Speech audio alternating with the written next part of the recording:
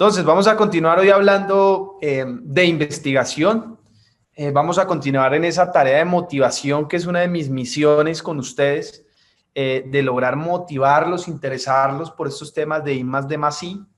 Reiterar el fin que he tenido desde que empecé con ustedes, de demostrar y tratar de mostrarle con hechos que estos temas de I más D más I no son unas cosas súper mega difíciles de científicos y grandes inventores, sino que esto está al alcance de todos nosotros.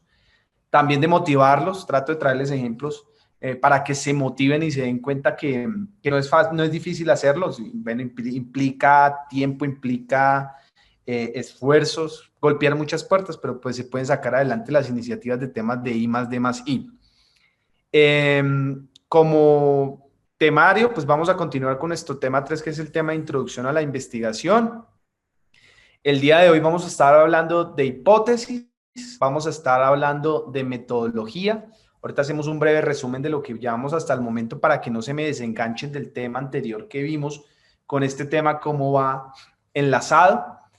Nos quedó al final de la clase pasada pendiente un temita rapidito que ahorita lo hacemos en 5 minutos, del tema de la referenciación bibliográfica, cómo lo hacemos en Word. Lo hicimos a través de una herramienta y ahorita les hacemos un ejercicio rapidito para que ustedes lo tengan presente, que sé que eso más adelante les va a servir muchísimo, el tema de referenciación bibliográfica, para que lo tengan muy presente y muy claro.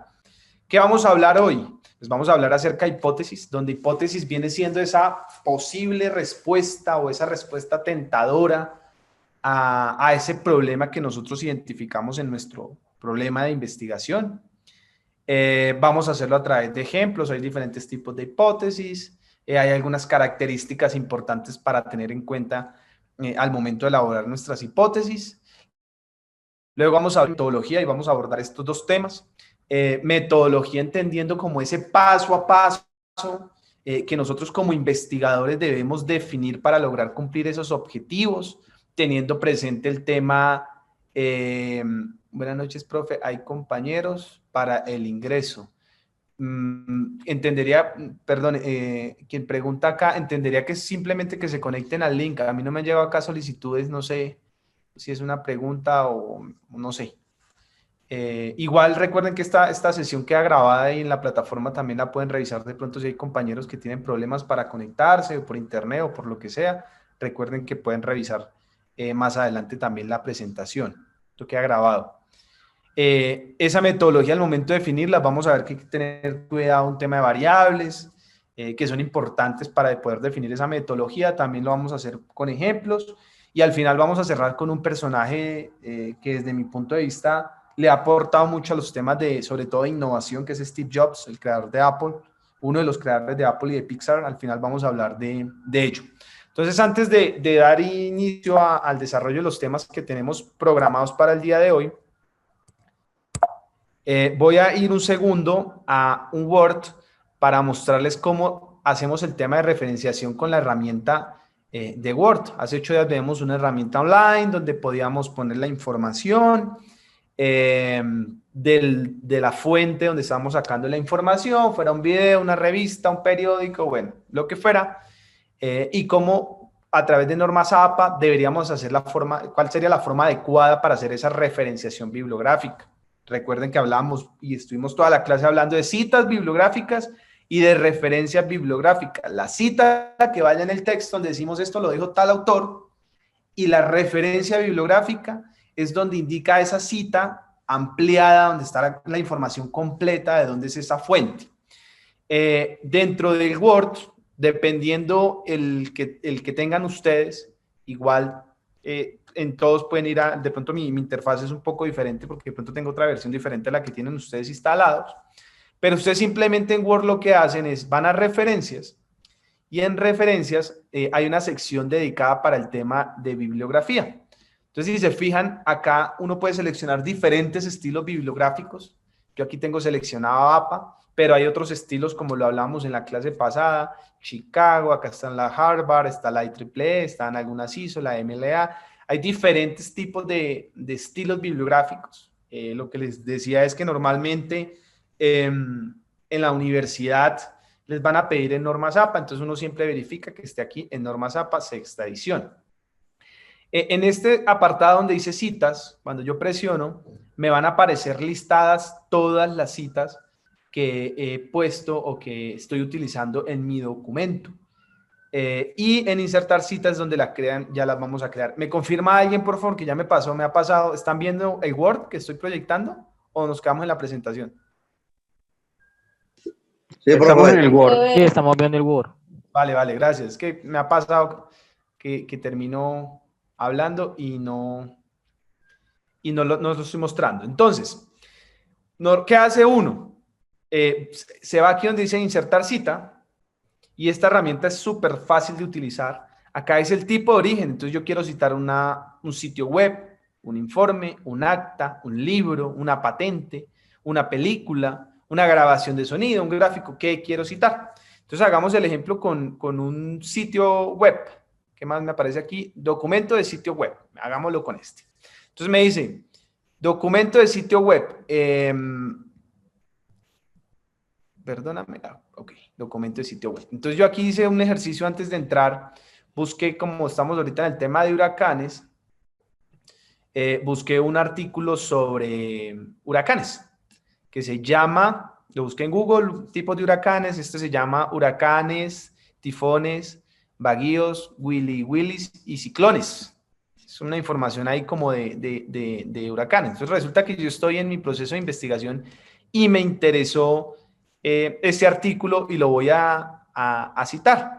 Entonces aquí me dice documento de sitio web. Entonces yo me remito al título, al documento que estoy citando, que este se llama huracanes, tifones, barrios y ciclones. Igual que hacíamos con la otra herramienta, simplemente es empezar a copiar la información que vamos a requerir, nombre de la página web. Esto está publicado en una página web que se llama Redalic. Entonces ponemos el nombre de la página web, que es Redalic, que es una revista. Nombre del sitio web, dejemos Redalic. La dirección URL, que lo hablamos hace 8 días, pues básicamente es la dirección web donde se encuentra el documento. El año de publicación. Uno normalmente trata de poner la mayor información que tiene a la mano. Entonces, este se publicó en el año 2002. 2002. Y dejémoslo ahí. No le pongamos el día. Le doy a aceptar y ahí ya se me creó la cita. Si yo estuviera diciendo, yo qué sé, los huracanes son bla, bla, bla, bla, bla, bla, y podría utilizar esta cita bibliográfica y ya me la arrojaría acá. Así yo empiezo a construir todas las citas y acá en la parte derecha me empiezan a aparecer las citas. Y cuando ya tenga todas construidas, uno lo único que hace es ir acá a bibliografía y le dice insertar bibliografía. Y ella automáticamente le crea la cita bibliográfica. Aquí tenemos un error en esta cita que hicimos. Simplemente le podemos dar, le podemos dar a nuestra cita editar origen, y es que pusimos acá donde pusimos el título, era el autor. Yo sí lo veía raro. Acá es donde va el título y acá es donde va el autor. Yo sí lo vi raro porque no me pidió autor. Entonces el autor de esto es un señor que se llama Luis Capurro.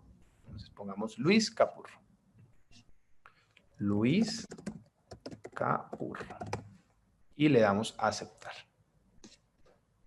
Esta fuente existe, sí. Listo, ahora sí me quedó bien. Capurro, 2002, que es el apellido del señor. Yo estas bibliografías cuando las tenga montadas, yo le puedo dar, acá le doy actualizar y ella automáticamente me la actualiza. Fíjese cómo el Word me hizo ya la referencia bibliográfica como lo veíamos en la clase pasada. Apellido del autor, nombre del autor, el año, qué fue lo que publicó este tipo, ahí está el título del documento. Y de dónde fue que lo obtuve. Entonces, obtenido de Redalic y aquí está la página web.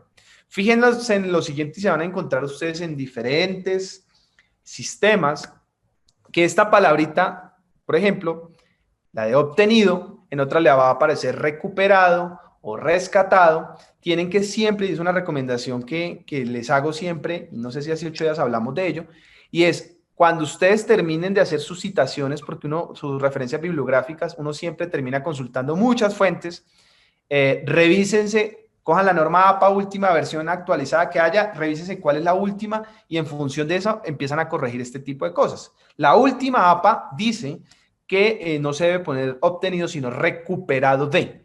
Entonces, yo lo que hago es simplemente edito y cambio la palabrita por recuperado de, para que toda la bibliografía me quede en el orden, con el formato actualizado adecuado. Lo que pasa es que a veces Word, o si estamos en la página, por ejemplo, de 18 que estamos utilizando referencias o en alguna revista científica, no tienen actualizadas las APA en la última actualización y aún tienen versiones anteriores. Entonces, siempre la recomendación es ir y revisar la norma APA más actualizada que tengamos y venir a hacer las correcciones.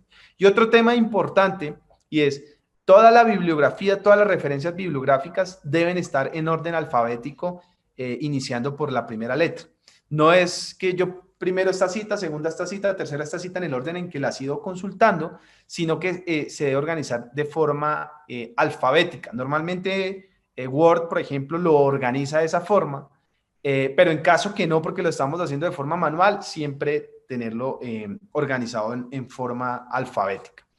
Hasta aquí terminaríamos el tema de referencias y citas bibliográficas. Era un temita que teníamos pendiente. Al igual que la página, esto es de venirse uno aquí a cacharrear. Word tiene un montón de herramientas que uno a veces no utiliza. Por ejemplo, este de insertar títulos es muy útil cuando yo tengo figuras y tengo muchas figuras. Yo voy utilizando este de insertar títulos y al final él automáticamente lo que hace es me crea una tabla de insertar tabla de ilustraciones, fíjense. Él automáticamente me va a crear esa tabla de ilustraciones y aquí ya tendría mi tabla de figuras o de ilustraciones. Todo ese tipo de herramientas a veces son muy útiles y no las desconocemos, pero es de cacharrear. Lo mismo así puedo hacer acá con las tablas de contenido, puedo hacer, crear tablas que me listen las tablas que utilicé dentro de mi trabajo. Bueno, ahí son cositas de Word para que tengan ustedes pendientes y las puedan utilizar. Eso es de cacharreo. Volvemos a nuestra presentación. Entonces, dentro de las definiciones de hipótesis, una vez más, y siempre lo reitero, la idea es que ustedes se construyan, empiecen a construir sus propias definiciones de la forma adecuada para ustedes para que puedan interiorizar ese conocimiento. Yo aquí les traigo algunas definiciones que he encontrado en la web. De pronto al leerlas se les quedan a ustedes más una que otra, pero lo importante no es aprenderse la definición, sino que entiendan ustedes para qué es eso de hipótesis. De aquí para adelante, cuando le digan, venga, haga una hipótesis, ustedes digan, ok, una hipótesis, yo tengo que redactarla de tal forma que esa hipótesis me permita dar una respuesta tentativa a ese problema de investigación. Dentro de la plataforma, hoy les voy a dejar subido 2 documenticos que son algunos articulitos que les van a servir a ustedes en caso que quieran ampliar más información acerca de hipótesis y metodología. Se los voy a dejar cargado ya 2 PDFs que los pueden consultar, que es de donde saqué la información para esta presentación.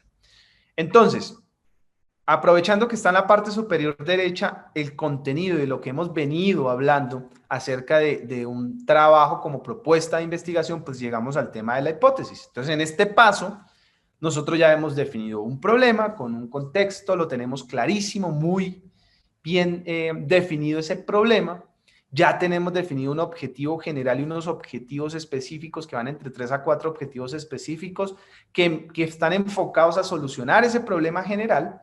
Ya buscamos en internet mucha información sobre términos importantes, sobre otras investigaciones, sobre antecedentes, sobre leyes, y ya tenemos los recursos necesarios para empezar como investigadores a generar hipótesis, es decir, a generar posibles soluciones. Me va a permitir leer la primera definición.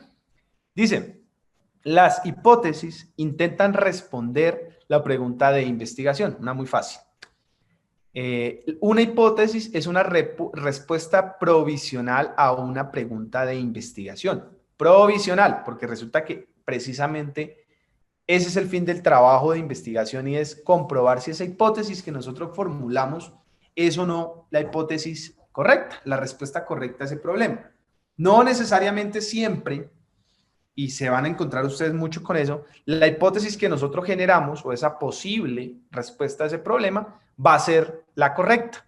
Y eso hace parte del trabajo de investigación. Puede que al final digamos, no, definitivamente la hipótesis que propusimos no es la adecuada, la respuesta real para ese problema es esta, y lo encontramos y lo desarrollamos de tal forma. Eso es válido. Hay otra definición que dice, las hipótesis proponen tentativamente las respuestas a la pregunta de investigación.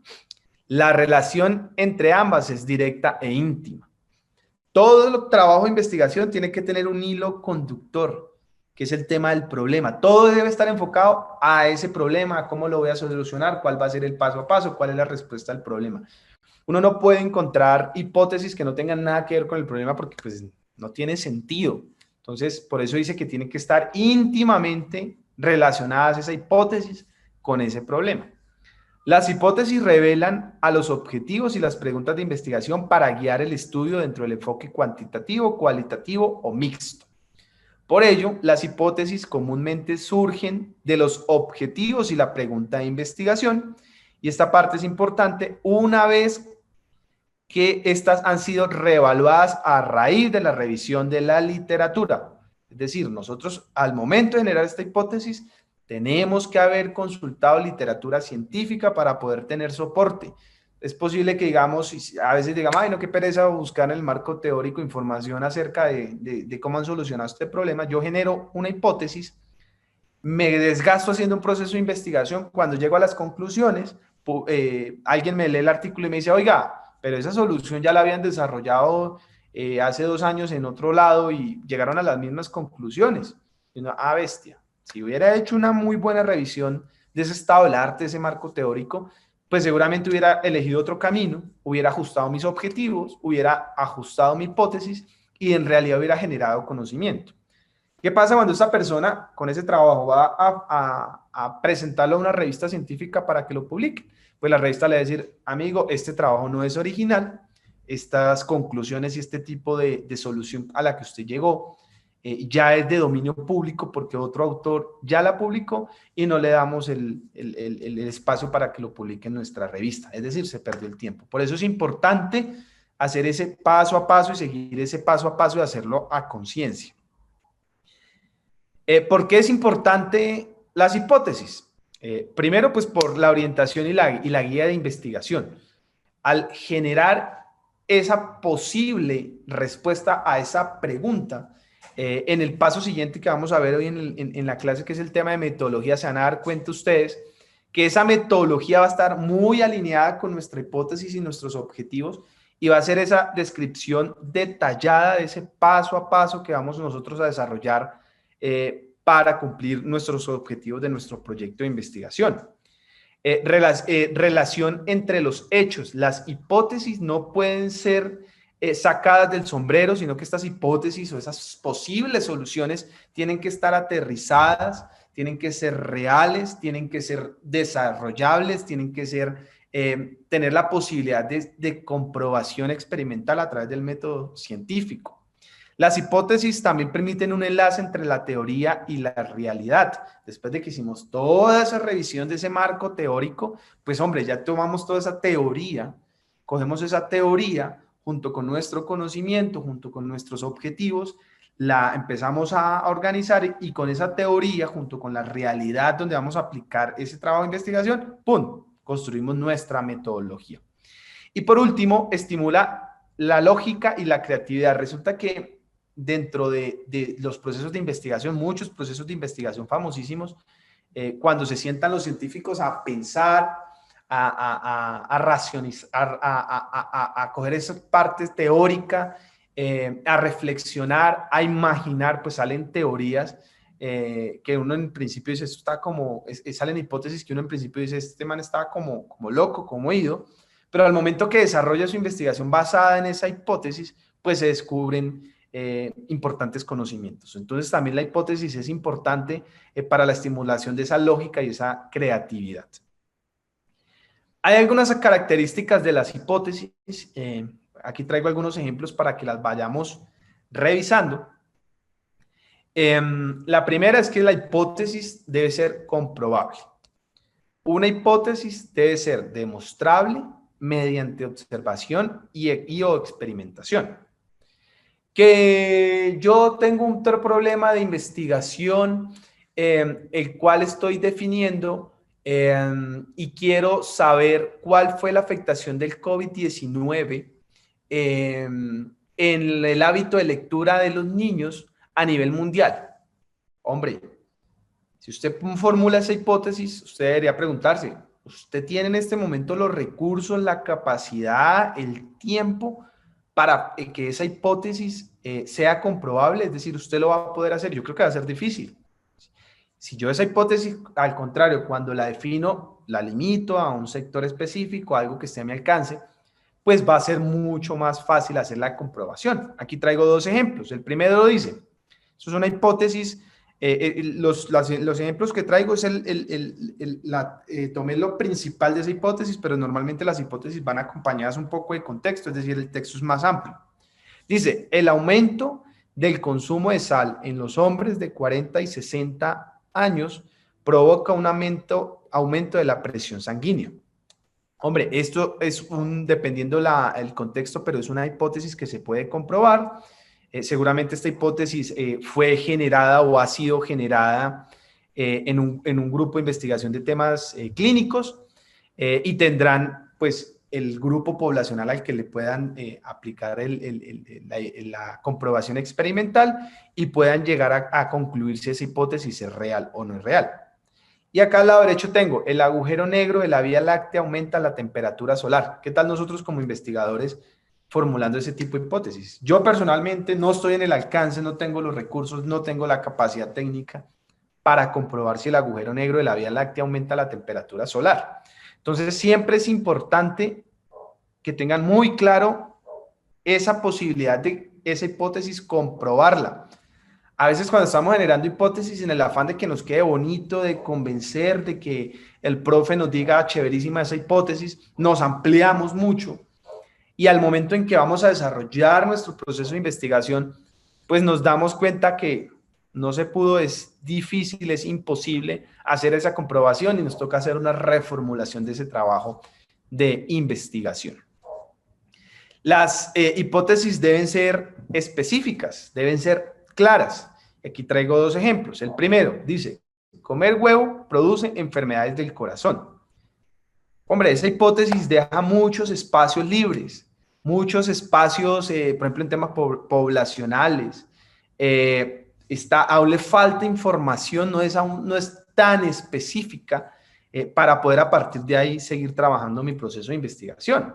¿Cómo pudiera ser una posibilidad de una hipótesis correcta?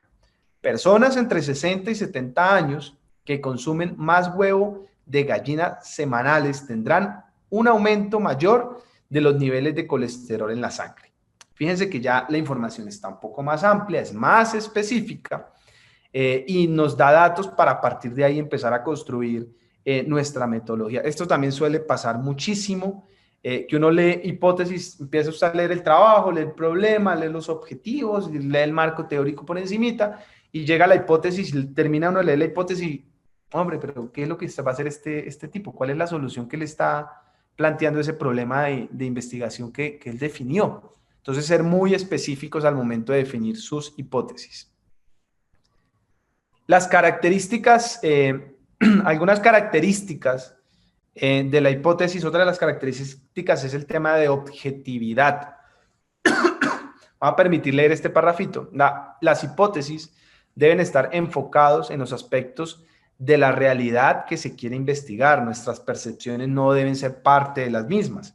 Entonces, que yo estoy trabajando con un tema de impacto COVID-19 en microempresas y resulta que yo soy un desarrollador de software. Uy, no, hermano, pues yo me voy a plantear de una la hipótesis y la voy a generar por el tema del desarrollar una aplicación sin tener en cuenta si en la zona donde vamos a hacer la medición hay conexión a internet, el tipo de población, el tipo de personas que van a utilizar esa herramienta, y nos dejamos llevar por lo que nosotros consideramos, lo que nosotros queremos, y no estamos revisando el contexto completo y no estamos siendo objetivos. Eso también pasa mucho.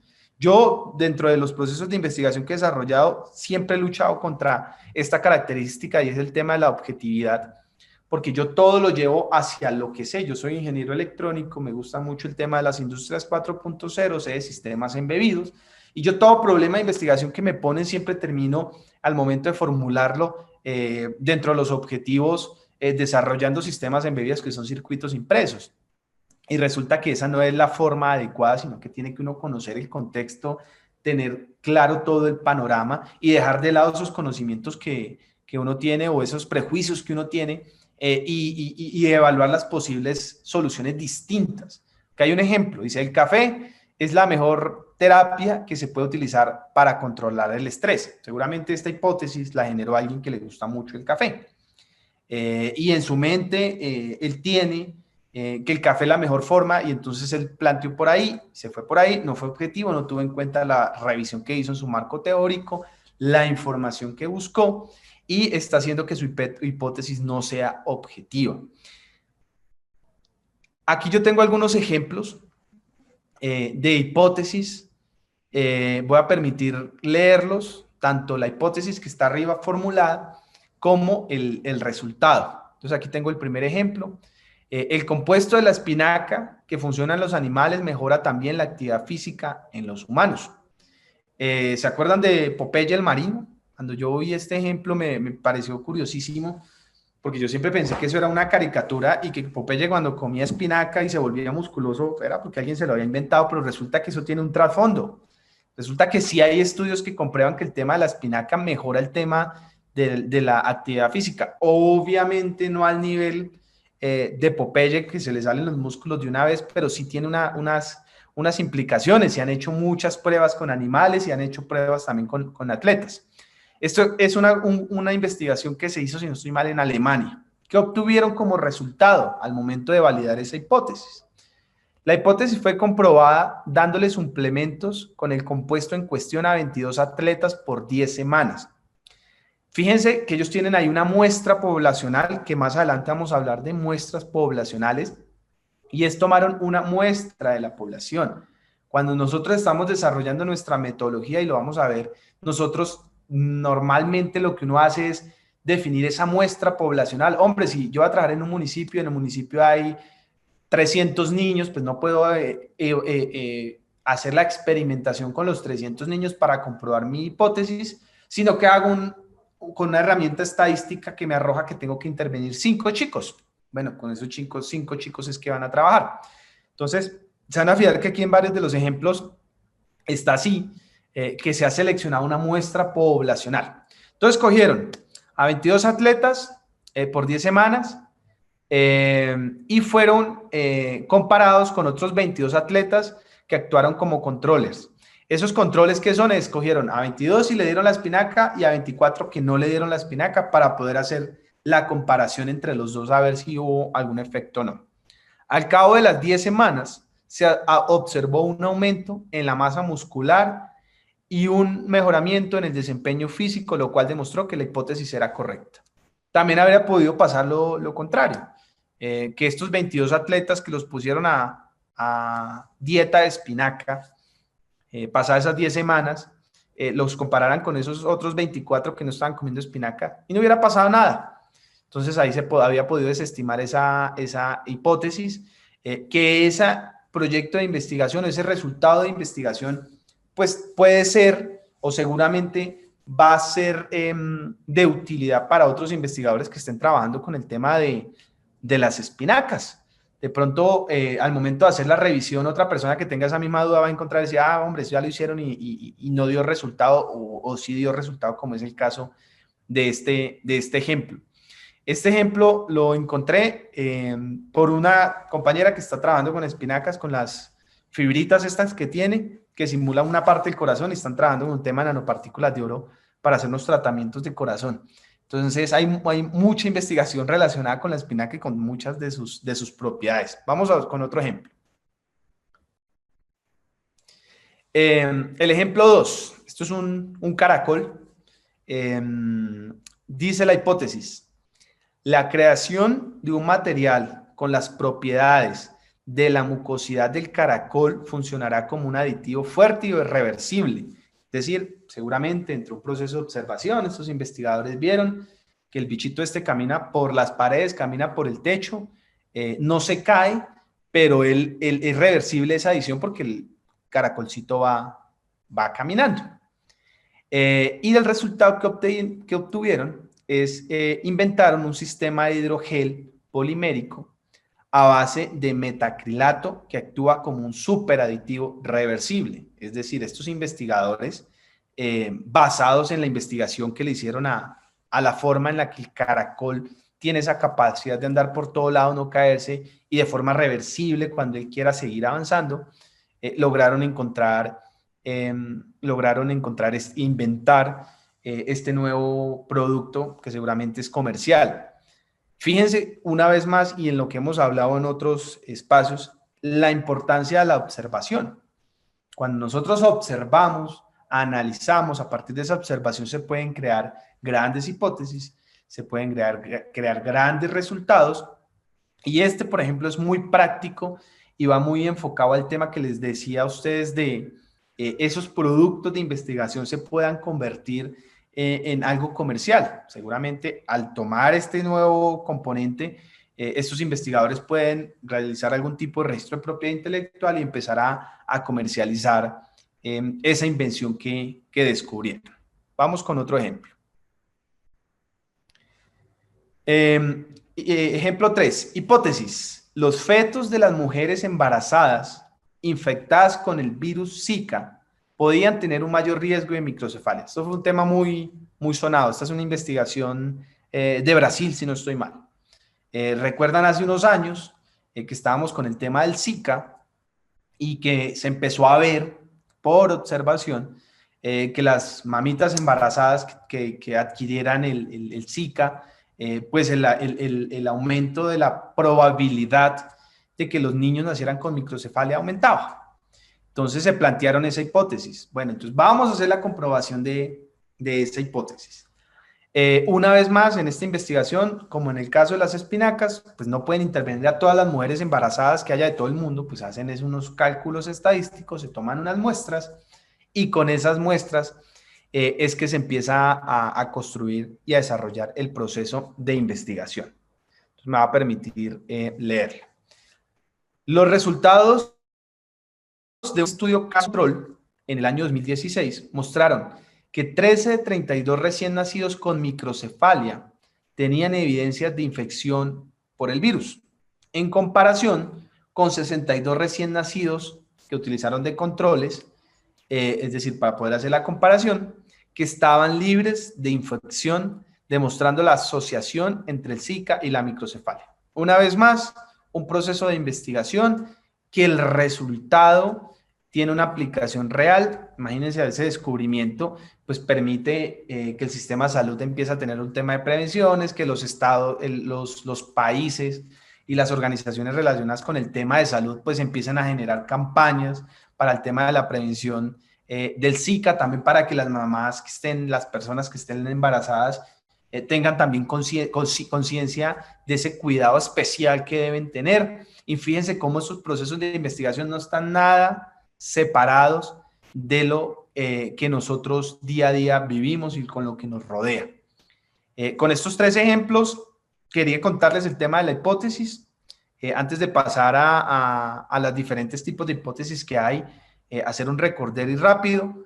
La hipótesis es esa solución, llévense eso, esa solución temporal o probable que nosotros como investigadores formulamos y de la cual vamos a dedicar nuestros esfuerzos de aquí para adelante en comprobar si es real o no es real esa hipótesis que nosotros comprobamos. Y lo vimos a través de los 3 ejemplos.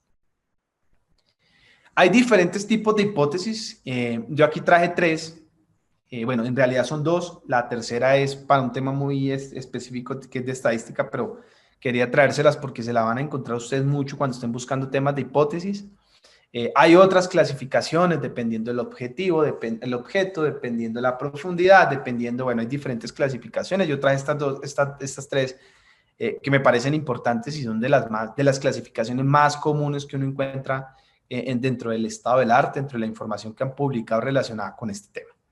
Entonces, al lado izquierdo tenemos la hipótesis descriptiva y al lado derecho las hipótesis explicativas. Si hacemos así un análisis rápido antes de irnos a profundidad, pues entenderemos que las hipótesis descriptivas lo que van a hacer es describir un fenómeno, describir qué está pasando, mientras que las explicativas van un poco más allá y van a explicar por qué ese fenómeno o esa actividad o esa variable está ocurriendo, está cambiando. Es decir, la explicativa va más a fondo, más tema teórico de una explicación científica, mientras que la descriptiva son más describir los fenómenos. Entonces me va a permitir leer la hipótesis descriptiva, la definición que encontré. Este tipo de hipótesis buscan describir la correlación entre fenómenos y no las razones por las que ocurren estos fenómenos. Y hay dos pequeños ejemplos. La proporción de mujeres fumadoras ha aumentado en la última década. Ahí no estamos en esa hipótesis diciendo por qué ha aumentado, que no, que el nivel de estrés, que ha aumentado a causa del nivel de estrés, eso ya sería un tema explicativo, sino simplemente vamos a describir un fenómeno que se está dando y es que las mujeres fumadoras en la última década ha aumentado y vamos a hacer una descripción. Nuestro trabajo de investigación va a ser más descriptivo, de búsqueda de información dentro de nuestra metodología, de estadísticas, a ver cómo ese fenómeno ha ido creciendo y qué proyecciones tiene, por ejemplo. Otro ejemplo, los fumadores tienen un riesgo mayor de padecer problemas pulmonares. Fíjense, una vez más, dos variables, los fumadores, las personas, y el tema de problemas pulmonares. No se está dentro de esta hipótesis, no se prevé en esa investigación evaluar el por qué, desde un tema más científico, no, que resulta que es que el cigarrillo tiene tal componente que causa tal problema dentro del sistema respiratorio. No, es un tema descriptivo. Por el otro lado están las hipótesis explicativas. Cuando nos interesa descubrir el por qué ocurren los hechos y la explicación de los mismos, planteamos hipótesis de este tipo, que son las hipótesis explicativas. Vamos a dos ejemplos. Los mayores niveles de estrés y perdón, es que está aquí tapado esto. Ah, ok. Ya.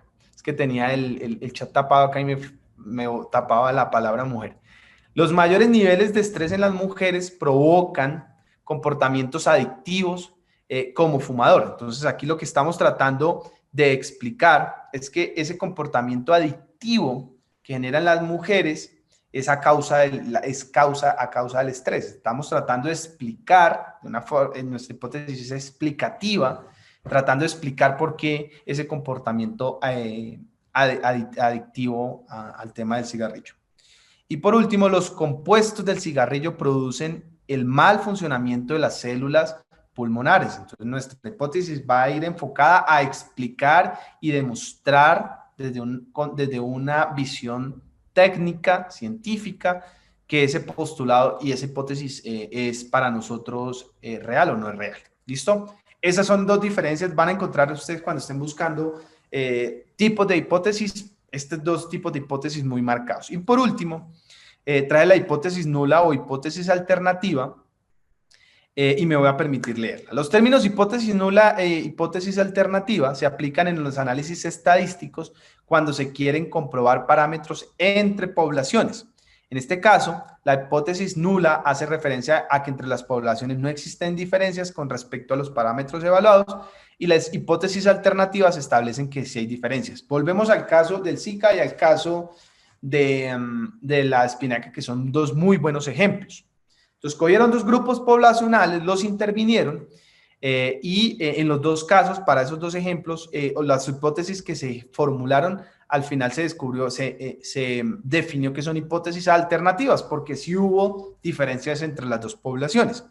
Si en el caso de las espinacas o en el caso del Zika, cuando hicieron en la experimentación, la comprobación de esa hipótesis, no hubiera diferencia entre las dos, pues tendríamos una hipótesis nula. ¿Por qué estos dos términos? Porque ustedes cuando estén leyendo y dentro de las conclusiones digan, no, vean, en este proceso de investigación se encontró que nuestra hipótesis era nula, entonces ya ustedes van a decir, ay, hombre, claro, hicieron una comprobación estadística y no hubo diferencia. Ah, no, dentro de nuestro proceso se encontró que nuestra hipótesis era una hipótesis alternativa. Ah, ok, sí hubo diferencia entre esas muestras poblacionales. Antes de pasar al siguiente tema, que es el tema de la metodología, y a manera de resumen de lo que llevamos hasta acá, porque aquí ya estaríamos a portas determinar nuestro trabajo, nuestra propuesta de trabajo de investigación, quisiera otra vez más tener claro ese hilo conductor para que no se me vayan a perder. Recuerden que todo está enfocado a la solución de ese problema que nosotros ya definimos, de esos objetivos, de ese marco teórico. Ya con esa información tenemos una hipótesis que es una posible solución a ese problema que definimos.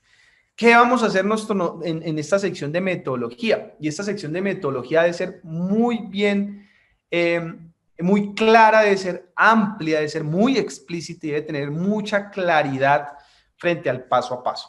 Hay diferentes métodos de construcción de metodologías. Yo la que normalmente utilizo es coger esos objetivos específicos, desplegarlos y a cada uno de los objetivos específicos empezar a decir ese paso a paso para poder cumplir ese objetivo específico. Yo tengo una investigación que estoy haciendo, una caracterización de aguas del río Bogotá. Y dentro de mis objetivos hay un objetivo específico que dice que debo diseñar el sistema electrónico que me permite hacer la medición de pH, temperatura y acidez del agua del río Bogotá. Ese es mi objetivo. Entonces, en esta fase de metodología es donde yo voy a definir ese paso a paso. Entonces, yo lo primero que tengo que hacer para el cumplimiento de ese objetivo es, uno, definir con claridad cuáles son las variables que voy a utilizar. Entonces, voy a hacer pH, voy a hacer temperatura y voy a hacer acidez. Esas tres variables, ¿cuáles son los rangos en los que normalmente o en los que yo espero tener mediciones? Entonces busco en internet, hago una revisión, eso lo dejo dentro de la metodología, donde defino cuáles son los rangos de medición que yo voy a utilizar. Luego defino cuál va a ser la tecnología o qué sensores, qué tipos de sensores voy a utilizar. Luego voy a definir cuál es la tolerancia, es decir, ese grado de error que como mínimo deberían tener estos sensores. Luego voy a definir cuál va a ser el microcontrolador. Luego voy a definir cuál va a ser el lenguaje de programación que voy a utilizar. Luego voy a hacer el diseño de ese circuito integrado. Luego voy a hacer la conexión del sistema embedido. Luego voy a hacer unas pruebas en laboratorio. Luego voy a hacer una rectificación en caso que sea necesario. Y luego voy a armar una ficha técnica del circuito. Listo, ahí que hice, coger un paso a paso de ese primer objetivo. Y así yo hago con los diferentes objetivos específicos. Y es una muy buena forma de hacer una elaboración de metodología. La metodología debe responder a esta pregunta: ¿cómo se procederá para alcanzar los objetivos específicos? Es decir, ¿cómo lo voy a hacer? ¿Por qué ser muy explícito? Y ahorita más adelante lo vamos a hablar. Porque resulta que ese trabajo de investigación que ustedes desarrollen, es posible que otro investigador diga, uy, este man hizo ese circuito que yo necesito también para mi proyecto de investigación, pero mi proyecto de investigación no está haciendo medición de aguas contaminadas, sino que la mía está haciendo medición de aguas que están en un nevado. Pero resulta que es el mismo circuito y necesito medir las mismas tres variables. Pues yo voy y reviso esa metodología de ese investigador, ¿qué fue lo que hizo? Vea, definió variables, definió y me apropio de ese trabajo y me ahorro un montón de tiempo. ¿Esto con el qué fin? Recuerden que hay un valor agregado para los investigadores y que es importante, y lo hablábamos en alguna sesión, y es que los trabajos que yo genere, los trabajos que yo publique, sean valiosos para otros investigadores. Y entre más utilicen la información que yo generé, más citas hagan a mi trabajo, eso también me va haciendo que yo me categorice en el mundo científico, que mi nombre sea categorizado entre un grupo de investigación, que pueda yo categorizarme como investigador. Entonces es importante que nuestros trabajos pues los citen otros investigadores, y para que eso pase, ¿qué debemos hacer? Pues tener unas metodologías y dentro de todo el desarrollo de nuestro proyecto de investigación muy claras, muy amplio, muy explícito, muy detallado para que lo puedan utilizar. Voy a permitirme leer una pequeña definición. Esta información está con este documento que se llama Metodología para la confección de un proyecto de investigación. Es una revista cubana. Van a encontrar ustedes que hay mucha información relacionada con temas metodológicos de investigación que se ha escrito en Cuba. Ellos tienen un foco muy importante relacionado con el tema de investigación. Entonces ahí les publiqué ese documento. Se debe explicar no solo lo que se va a hacer y cómo, sino que se debe convencer de que los métodos y procedimientos seleccionados son los más adecuados. Que dentro de mi proceso de investigación yo necesito hacer una caracterización de qué componentes tienen cierto líquido. Entonces yo digo, no, vea, yo lo voy a hacer a través de un proceso de cromatografía, donde eso me va a permitir definir qué componentes de la tabla periódica tiene ese líquido, ¿cierto? No, existe otra opción, vea, ¿por qué no hace mediciones de pH, hace mediciones de acidez, hace mediciones, hace una caracterización más bien? Entonces, el método que nosotros elijamos debe ser el más adecuado. Que yo voy a intervenir dentro de mi comunidad y voy a trabajar con mujeres cabeza de hogar, porque dentro de uno de mis objetivos está el tema de revisar cómo manejan ellas las TIC, porque ahorita estamos en tema de pandemia, entonces es necesario que las mamás que son solas en casa sepan manejar las herramientas para que acompañen a los niños. No sé, se me acaba de ocurrir. Entonces, al momento que yo voy a seleccionar esa muestra poblacional, yo lo que voy a hacer es coger dos personas, dos madres que estén entre tal y tal edad de cada barrio de mi municipio y con eso voy a hacer la muestra. Esa es una alternativa. O yo puedo decir, no, voy a cogerlas al azar.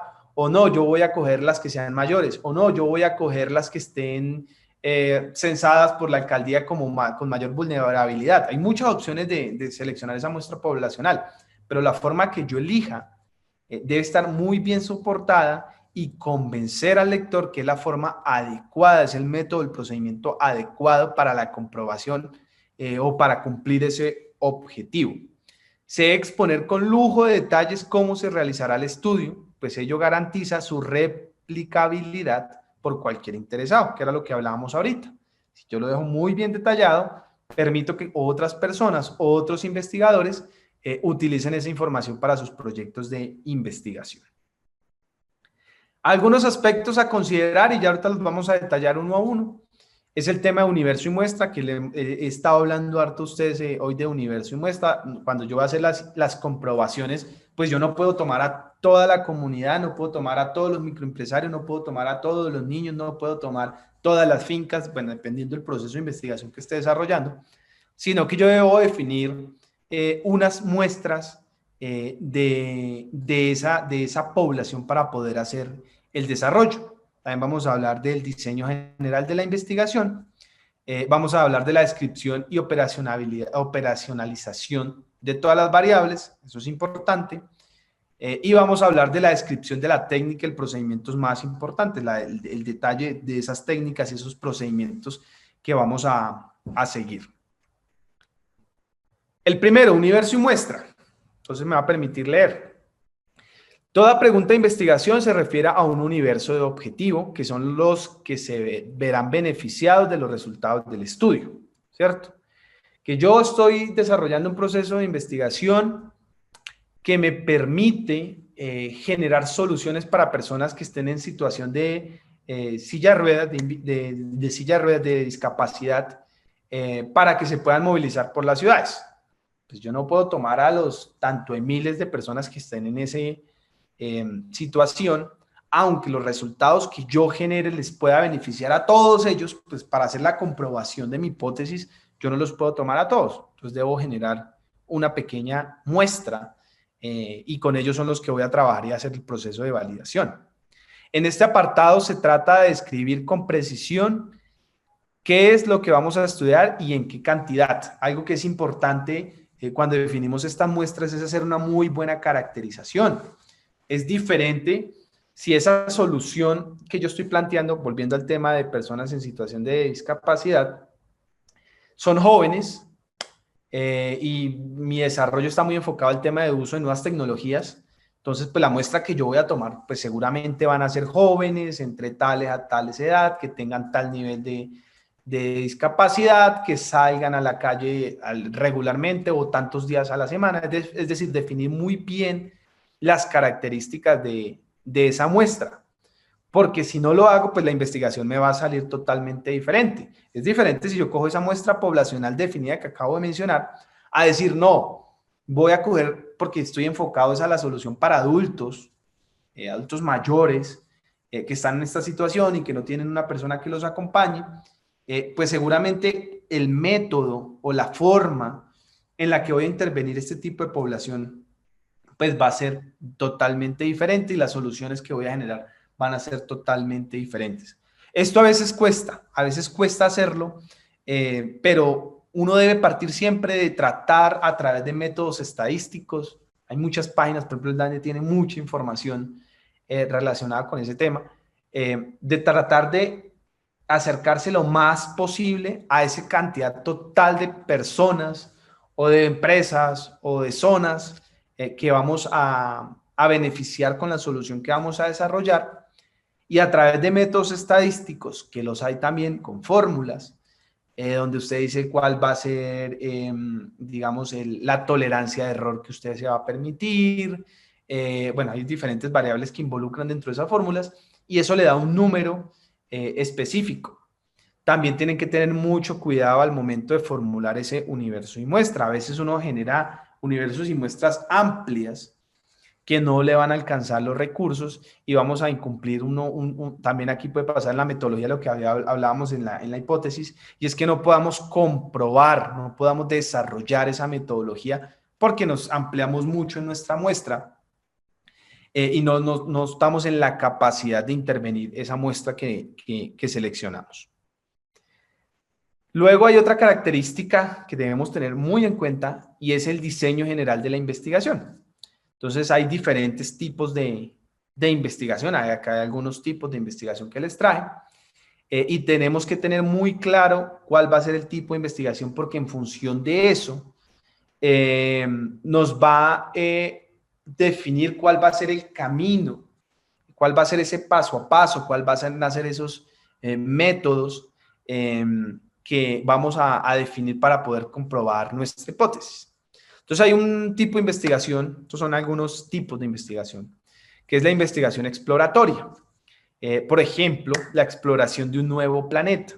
Este tipo de investigación lo que me va a generar, que es una investigación exploratoria, lo que me va a generar seguramente como resultado es diferentes líneas de investigación para que otras personas puedan investigar. ¿Me explico? Si yo, o cuando se inició el tema de la exploración de Marte, la primera proceso de investigación o el primer envío de un robot, digamos allá, pues no tenía más que otro fin de generar otras posibles investigaciones. Entonces, si mandamos a un robot allá, como resultado lo que vamos a tener es, llegamos allá, pero pues ese no es el resultado importante, sino que al llegar allá observamos que hay unos temas de temperaturas, hay unos temas de aguas, hay unos temas de aire, hay unos temas de pH, hay unos temas de luz ultravioleta que llega del sol, que es susceptible para que generen nuevos procesos de investigación. Entonces un grupo dirá, bueno, ya llegó allá, ya nos dieron datos acerca de la radiación, entonces yo voy a empezar a generar un proceso de investigación que me permita definir si la radiación solar en Marte es homogénea en toda la superficie.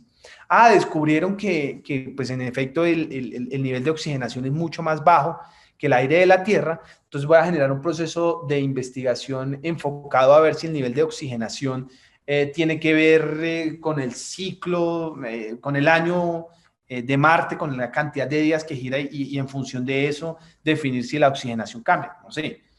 No, que es con un tema de aguas, hombre, entonces va a generar un proceso de investigación enfocado a cómo podría yo llegar a solucionar el tema de aguas en Marte en caso que algún día lo vayamos a habitar. Entonces, fíjense que ese proceso de investigación está enfocado a generar otras líneas de investigación y por eso se llama una investigación exploratoria que me va a permitir y que va a generar como resultado unas líneas de investigación para que otros investigadores y otros procesos de investigación se puedan generar.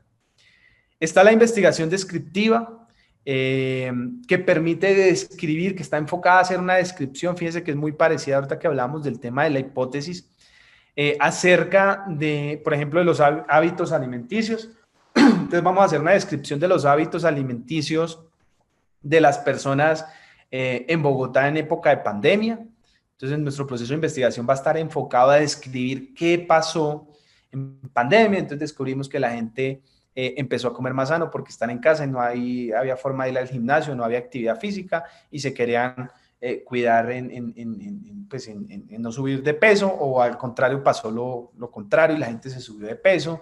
Resulta que dentro de nuestro proceso de investigación vamos a validar si el hábito alimenticio de las personas cambiaron, es decir, antes no consumían tantos lácteos y ahorita que están encerrados sí consumen más lácteos, pero fíjense que es un tema descriptivo, es una investigación que va a permitir describir un fenómeno que esté pasando. Está la investigación correlacionar, que es la interrelación entre dos variables. Acá hay un ejemplo, por ejemplo, el coeficiente el coeficiente de inteligencia en función de la alimentación y la educación, es decir, ese grado, esa escala que mide qué tan inteligente, cuál es mi coeficiente intelectual, está en función de la alimentación, de la educación, del clima, de la sociedad, de la cultura. Fíjense que una investigación que va a permitir coger esas variables y correlacionarlas con ese resultado, y es posible que al final descubramos que en efecto sí, si yo como más vegetales soy más inteligente, o si como más carne, no sé. Estoy acá generando algunas hipótesis sin tener la mayor información, pero pues por hacer el ejercicio académico de darles a ustedes ejemplos. Entonces, estas investigaciones correlacionales están enfocadas a correlacionar variables y encontrar los fenómenos o las afectaciones de esas variables. Fíjense en estas tres que hemos visto hasta ahora, dependiendo del tipo de investigación, la metodología va a ser totalmente diferente, es decir, ese paso a paso va a ser totalmente diferente. Si es un tema descriptivo, habrá que caracterizar el tema de la población a la cual yo voy a afectar. Si es un tema de investigación correlacional, habrá que hacer una muy buena definición de esas variables que voy a medir y cuál va a ser el efecto que voy a medir referente a esas variables. Si es un tema exploratorio, pues también va esa metodología me va a permitir ese paso a paso que debo generar y cuáles son esas posibles líneas de investigación que se puedan llegar a generar de ese proceso de investigación. Y por último, tenemos una investigación explicativa, al igual que lo que veíamos en la hipótesis, aplica mucho para este tema de investigación, es explicar y va enfocada a la explicación del fenómeno. Por ejemplo, en el tema del COVID, es las causas de la alta capacidad de contagio del COVID-19. Entonces, es un ejemplo de investigación donde van a tratar de demostrar por qué este bicho es tan fácil que se contagie entre entre los grupos poblacionales. Entonces, van a tratar de dar una explicación a ese fenómeno. Les hablaba dentro de las tercer componente importante a tener en cuenta es el tema de la descripción y operacionalidad de las variables. Yo les he venido hablando a ustedes de variables, pero ¿qué son eso de variables? Yo aquí tengo algunos ejemplos de variables. Número de hijos, peso, temperatura, color de ojos, género, nivel económico. Yo aquí las puse a propósito, las del lado derecho son variables cualitativas, es decir, que no son medibles a través de números, mientras que las del lado izquierdo son variables cuantitativas, que se pueden cuantificar. Entonces hay muchos otros tipos de variables, la oxigenación, la altitud, la temperatura, bueno, muchas variables, y nosotros tenemos que tener muy claro, y esto es muy importante cuando estemos hablando del tema del título, en ese título, en ese resumen, en esos objetivos, hablar y tener claro de cuáles son esas variables que vamos a medir o que nos vamos a operar dentro de nuestro proyecto de investigación. Que yo estoy midiendo es desnutrición, entonces es desnutrición, y mi proceso de investigación es desnutrición en función de la edad. Hombre, ahí ya tengo dos variables, que es desnutrición, que es edad. No, que mi proceso es afectación del COVID en función del tamaño de la empresa. Hombre, ahí ya tengo dos variables. Una es la afectación del COVID y otra es el tamaño de la empresa. Bueno, y esas dos variables, ¿cuáles son las escalas de medición? Esa afectación, yo la voy a medir en términos de qué, en cuántos recursos midió, perdió, o simplemente voy a decir fue una afectación alta, media o baja, y esa afectación de alta, media o baja en términos reales, ¿cuáles son las implicaciones? Tamaño de las empresas. Entonces voy a definir cuál es ese tamaño de empresa y cuáles son esos rangos que yo voy a utilizar. A veces no somos conscientes de la importancia de esa variable y de esa interrelación entre las variables. Entonces, Por ejemplo, hijos por familia. Aquí yo puse una foto que me pareció curiosa. Van 1, 2, 3, 4, 5, 6. Están esperando el séptimo hijo. Entonces yo voy a medir, mi proyecto de investigación va a ser relacionado con medir la productividad de las unidades productivas de la zona campesina, es decir, de las fincas, en función de la cantidad de hijos que tienen las familias. Ese es mi proceso, mi proyecto de investigación. Entonces, ¿hay qué variables voy a tener? Una es el número de hijos y otra variable que voy a tener es el tema de la productividad, que eso lo puedo medir en términos de recursos que ingresaron a la familia a través de pues, la empresa, que la empresa es la finca. Tema del peso. No, que mi proceso de investigación está enfocado el peso, a revisar dentro de tal empresa si el estrés tiene o no afectaciones en el peso de los trabajadores. Entonces ahí tengo dos variables con las cuales voy a trabajar, que es peso y nivel de estrés, ¿cierto?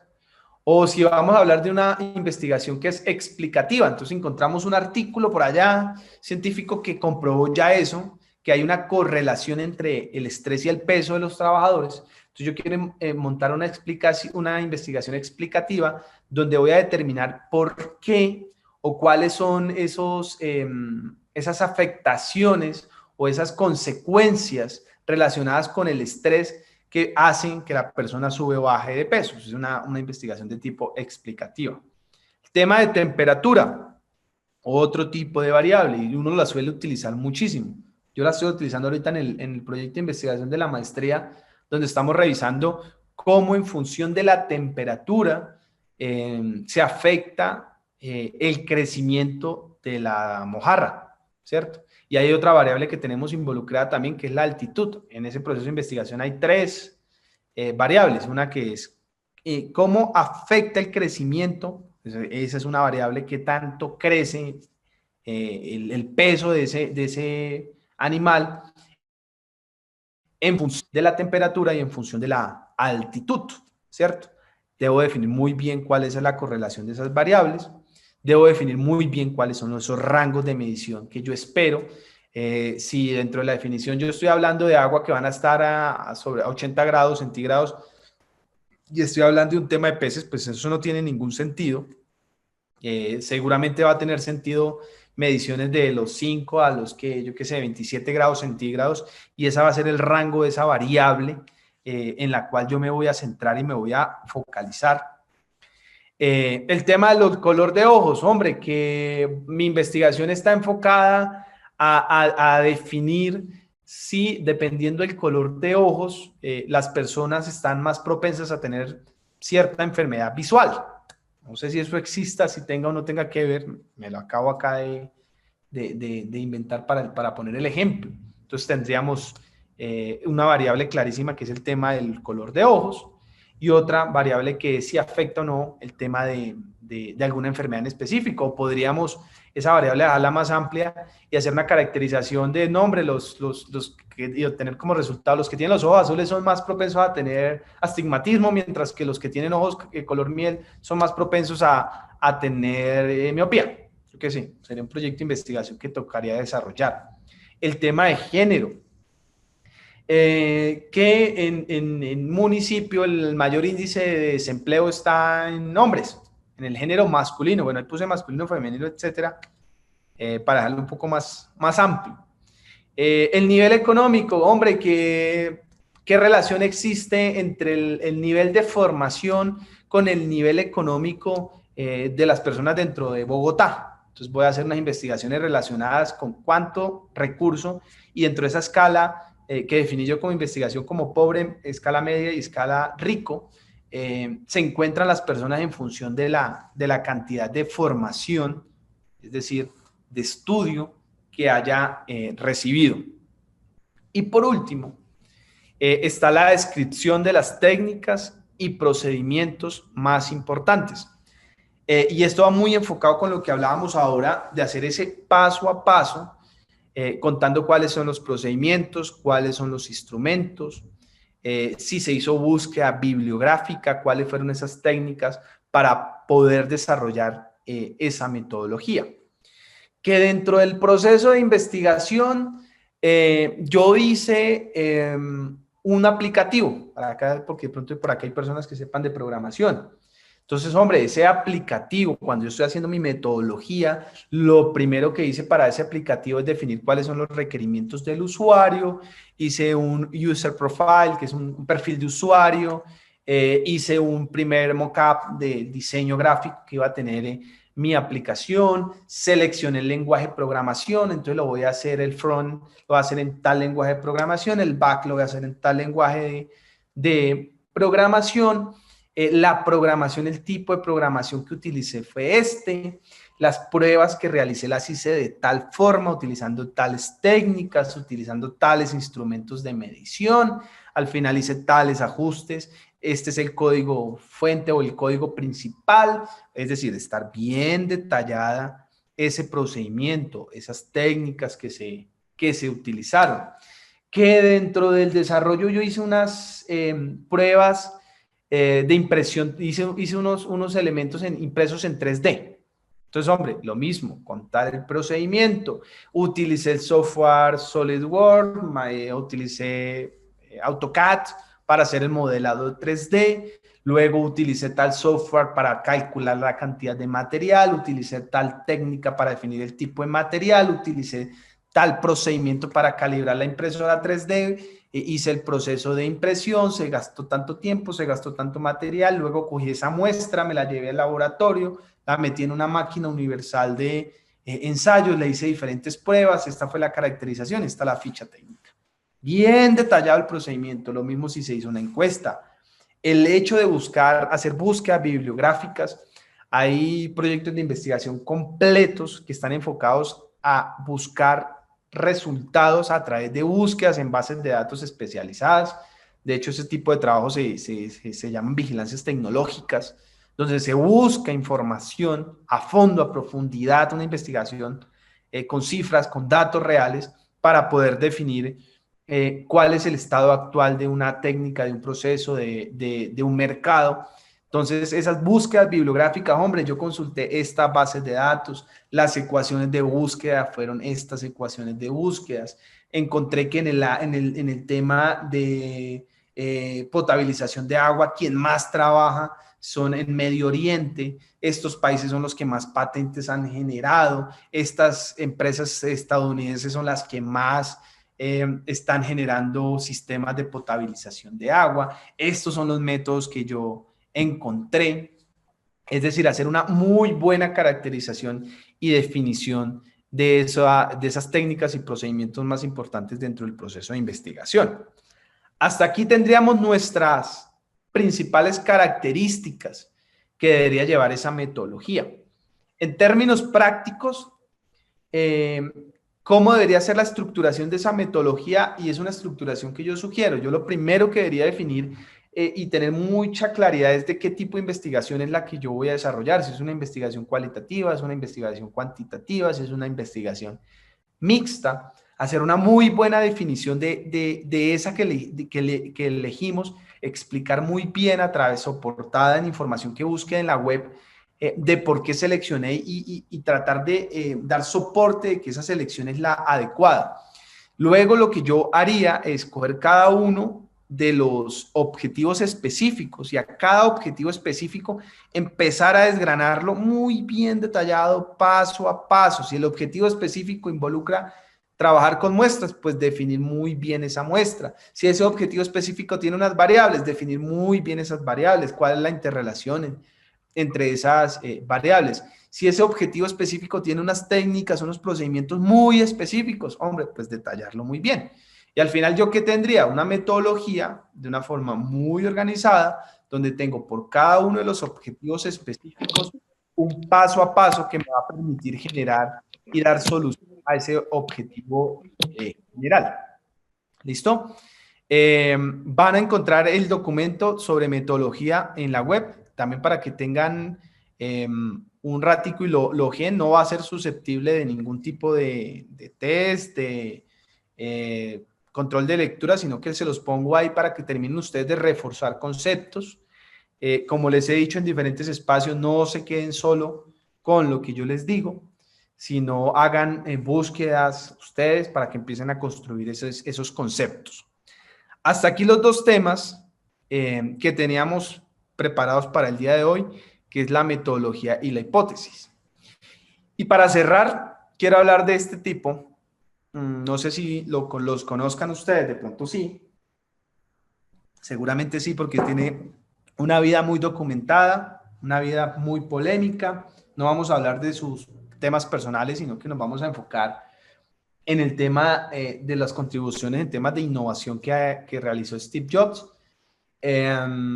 Aunque uno debería ver el panorama completo, ¿no? O sea, uno debe ser una persona integral, no debe hacer muy bien su función dentro de su trabajo, pero también debe hacer muy bien su función de ser humano, de cómo se interrelaciona con las personas, cómo trabaja con la familia, cómo se integra con los demás.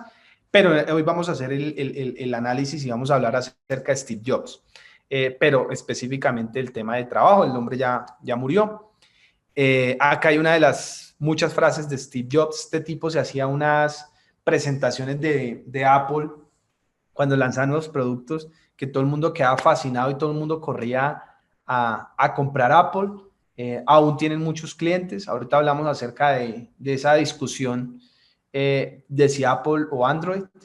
iOS se llama el sistema operativo de Apple. Es una discusión que está, pero para los dos hay clientes. Cuando lanzan un nuevo celular de iPhone que vale 6 millones de pesos, la gente hace fila para comprarlo. Es decir, hay cliente para todo. Hay una frase que dice: estoy convencido de que la mitad de lo que separa a los emprendedores exitosos de los que no triunfan es la perseverancia. Y es lo que hemos hablado: perseverar, seguir intentando, hacerle. Caí, hay que volver a intentarlo, hay que volver a pararme, a aprender de esos errores y hay que seguir en ese camino. El hombre es muy conocido por Apple, la manzanita mordida. Pero también hizo un trabajo importantísimo, no lo fundó, de hecho ya estaba, pero cuando fue a Pixar, que es la empresa hasta que hizo las primeras películas animadas en 3D, por ejemplo Toy Story.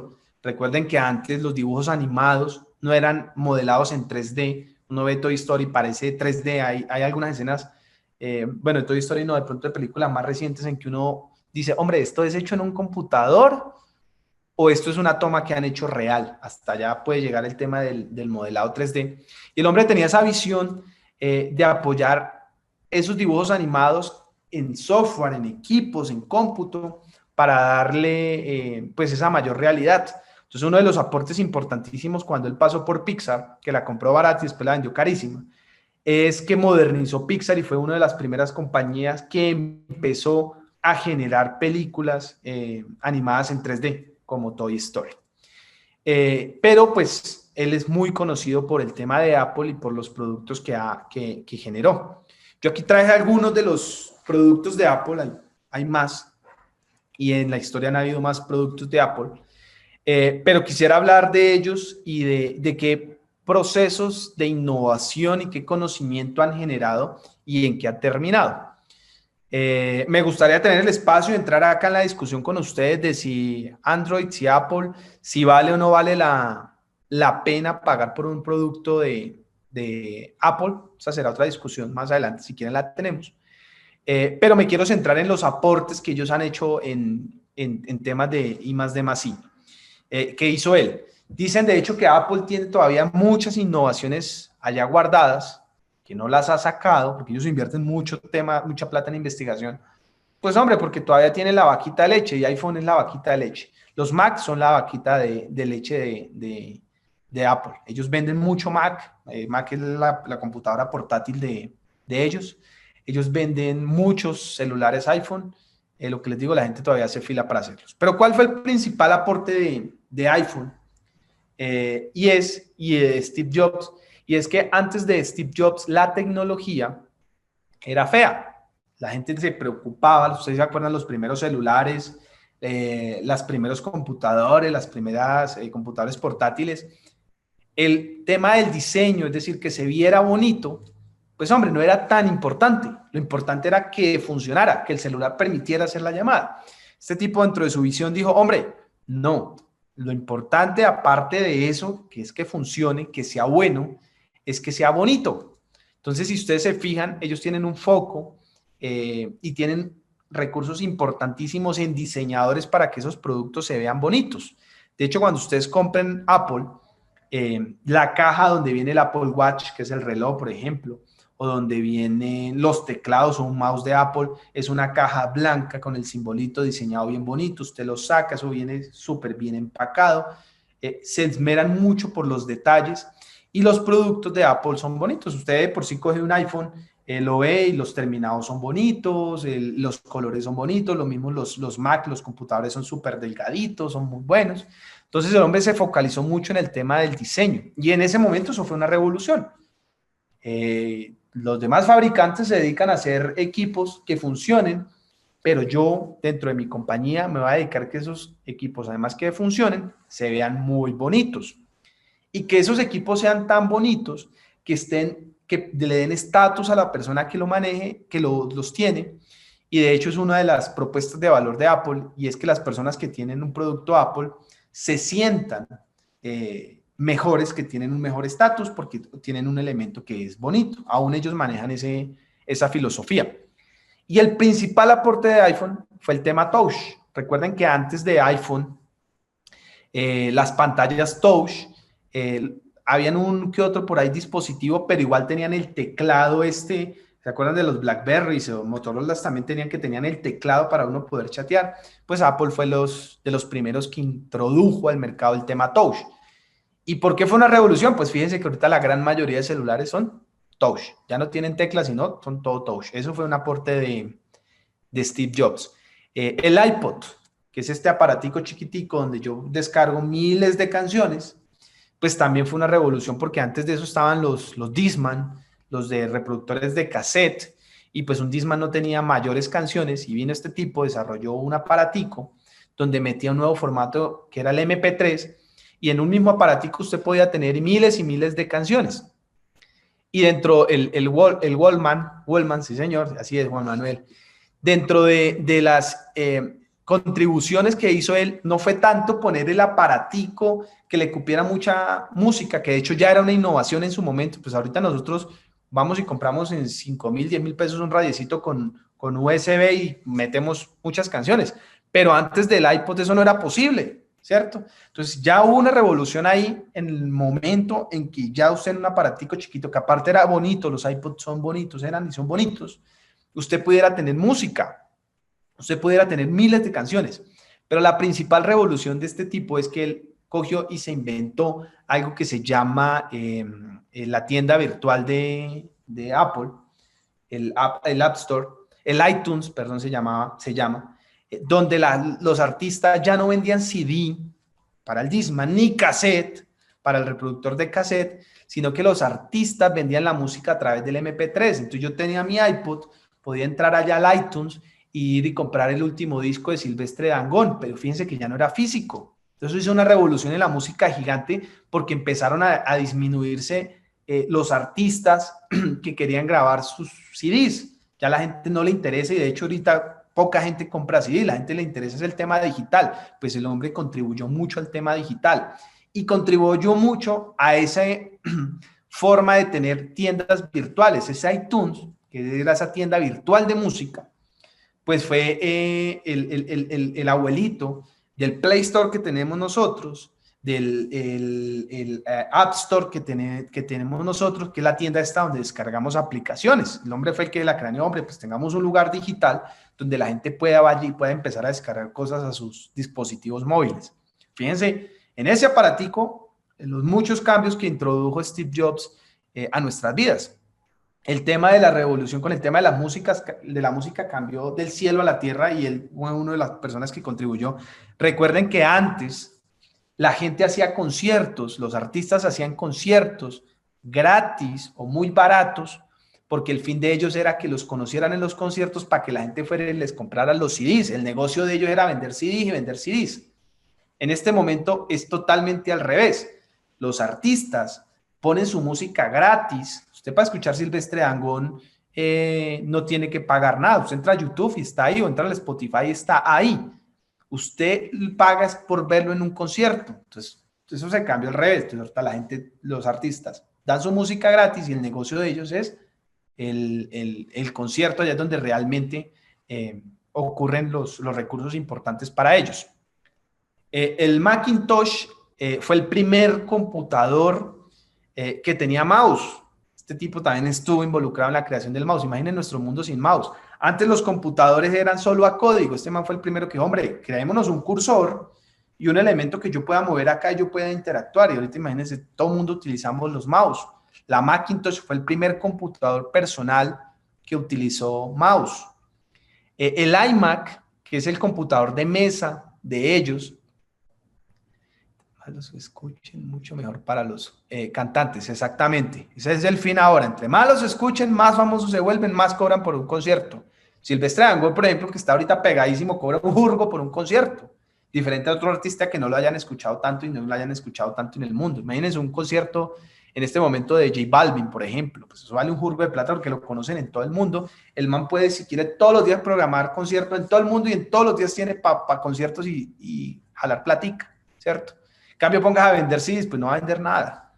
El iMac es el computador de mesa de Apple y ellos hicieron una gran innovación y que ahorita Lenovo lo utiliza, HP lo utiliza, y es que él quitó la CPU. Entonces es de hecho todavía el iMac es una pantalla donde dentro de la misma pantalla está la CPU. Decimos nosotros, pues eso es normal, yo lo veo en los supermercados. Pues resulta que el iMac de Apple fue el primer computador que venía en eso, lo que llamamos el todo en uno, que llama uno, exactamente. Eso él fue el que se lo inventó y quitó un tema de peso. Además, estéticamente se ve mejor porque usted ya no tiene, se ahorra 3 cables, que es el cable, se ahorra 2 cables, que es el cable de conexión a la corriente y el cable que conecta la CPU con el monitor, más el cable que conecta la CPU con la cámara. Se ahorra todo ese cablerío y lo tiene todo ahí. Es todo en uno. Fue también una de las principales creaciones de Apple. El iTunes, que ya hablamos del iTunes, que es la tienda esta donde descargamos música. Hasta ahí, esos son algunos de los productos que produjo Apple cuando estaba vivo Steve Jobs. De ahí para allá han venido lanzando nuevos celulares, nuevos equipos, nuevos componentes, no ha funcionado igual. Recientemente ejemplos, los AirPods, ¿se acuerdan o han visto eso? O ustedes tendrán estos audífonos que no tienen cable, sino que son solo el pedacito de audífono que uno recarga, se lo pone aquí, que ahorita los venden en todo lado. Pues hombre, eso es un producto que el primero que lo lanzó, ya hablamos del HomePod, el primero que lo lanzó fue Apple. Apple fue el primero que lanzó hace que 2, 3 años los AirPods, que son audífonos que no tienen cable, que son recargables. De hecho, cuando uno compra Apple, los AirPods, ellos vienen en una cajita súper bonita, que es esa cajita la que uno pone a cargar y ahí se recargan. Y eso es una innovación que ellos produjeron y que ahorita todas las empresas lo fabrican y en China lo fabrican y uno ya consigue hasta en 5,000 pesos de esos AirPods. Me pregunta por el HomePod. El HomePod es un producto que sacaron hace, ¿qué? 1 o 2 meses. Es un baflecito. Es la competencia del que tiene Google, que se llama Google Home, y el que tiene Amazon, que se llama Alexa. Ese baflecito usted lo conecta al internet y le dice, prográmeme, es un parlantico, en efecto, usted le puede decir, venga, Siri. Recuerden que Siri, que esa es otra innovación de Apple, es este asistente virtual que tienen todos los iPhones. Los iPhones tienen algo que se llama Siri y usted le pregunta, hola Siri, ¿cómo está el clima? Entonces Siri le dice, hola Jorman, el clima para hoy está Siri, ¿quién es Messi? Messi es un jugador de fútbol argentino, y Siri, a medida que va escuchándolo, uno va aprendiendo porque tiene inteligencia artificial. El HomePod es un parlantico que viene con Siri, entonces usted le puede hablar, venga Siri, póngame música de tal, Siri, agéndeme para mañana tal cosa, Siri, no sé qué, y aparte que es muy bonito, se llama HomePod, está recién salido al mercado. Esto era lo que les quería contar de Steve Jobs, porque me parece muy importante esas innovaciones que generaron ellos como compañía y la visión que él tenía relacionada con el tema de innovación. No ha vuelto a hacer lo mismo, no volvió a hacer lo mismo definitivamente Apple después de que murió él. pero igual hay gente que todavía está muy seguidora de Steve Jobs. Hoy salía, queda que hablábamos de Elon Musk, ¿se acuerda? El de Tesla, el de SpaceX. No sé si lo vieron hoy, precisamente en noticia fue que lo mencionaron, que el hombre está por superar en este momento el hombre más rico, que es el de Amazon. Elon Musk está por superarlo en capital, es decir, este man se está tapando en billete y fíjense que es a partir de temas relacionados con innovación. Y la semana pasada también salió una noticia de Richard Branson, específicamente de Virgin, que les hablamos, ¿te acuerdas que estuvimos hablando de Virgin? Donde estaban probando un tren que hicieron en un tubo que está al vacío, que se llama Loop, si no estoy mal el tren, y están haciendo pruebas con humanos. Si quieren llenar el mundo con ese tren que puede ir uno a 1000 kilómetros por hora, es decir, una velocidad superior a la de los aviones, porque los aviones vuelan a 800 kilómetros por hora, más o menos, los aviones comerciales, esta gente quiere ir a 1000. Entonces, fíjense que estos personajes que hemos estado hablando son personajes que hay que hacerle seguimiento, que hay que estar muy atento a cuáles son sus iniciativas, qué está pasando con ellos, y nada, aprender de los fracasos que ellos han tenido, de sus vidas, es importante también para nosotros. Bueno, compañeros, esto era lo que les quería comentar el día de hoy. Espero les haya parecido interesante la clase de hoy. No sé si tenga alguien alguna duda, inquietud, sugerencia que nos quiera compartir, que nos quiera comentar. Si no, damos por cerrada la clase porque hay otro profe que tiene clase en este mismo salón, si no estoy mal. ¿No? Listo, compañeros. Entonces les agradezco, como siempre, su atención. Que pasen una muy buena semana, un muy buen fin de semana. Ya se acercan las festividades, que pasen muy alegres, con mucho cuidado, todavía cuídense. Y nada, nos estamos hablando, chicos. Hasta luego, que estén bien. Listo, profe.